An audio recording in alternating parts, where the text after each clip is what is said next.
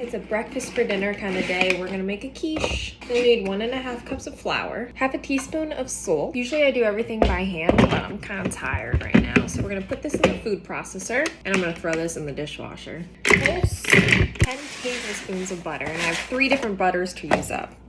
This Kerrygold, love, Safeway, and vegan butter. Pulse again.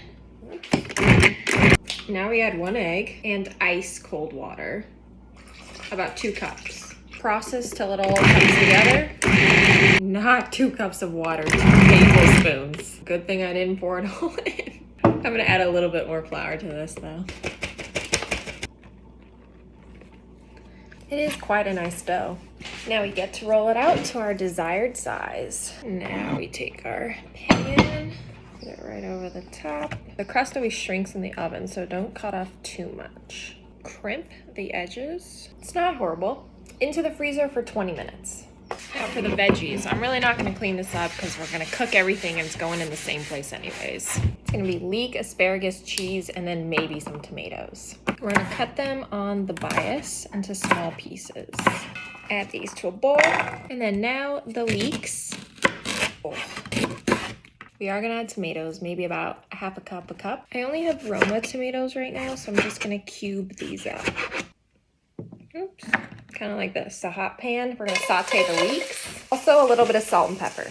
After 4 minutes, the asparagus goes in and the tomatoes. And then cook this for about 10 minutes. Also, our crust. We are going to blind bake it. All right, we're almost done. For the egg mixture, we're gonna do 3 eggs. I have made a quiche before, but I've never made this exact recipe. So if you haven't noticed already, I'm winging it based on what I have already in the kitchen. A little bit of milk, maybe 1/4 cup. Fresh lemon juice. Half a teaspoon-ish of salt. And same for the pepper. I feel like we might need a 4th egg. And whisk. Now my favorite part, the assembly. First, just a little bit of feta cheese on the bottom. Same with the mozz. This is already gonna be overflowing, I can tell. Okay, we're just gonna do as much as we can in there. Our veggies first, and our egg mixture. Oh, we did not need that 4th egg, but that's okay. To start, we're gonna bake it at 375 for 30 minutes and see how it goes. It only took 20 minutes to bake. Pro tip, cook until the middle is 175 degrees Fahrenheit. That way it can continue cooking as it cools and it's not overcooked and like dry eggs. Now, is it the best looking quiche you've ever seen? Depends how many quiches you've seen, right? Ignore this little overflow part, but it actually looks really good.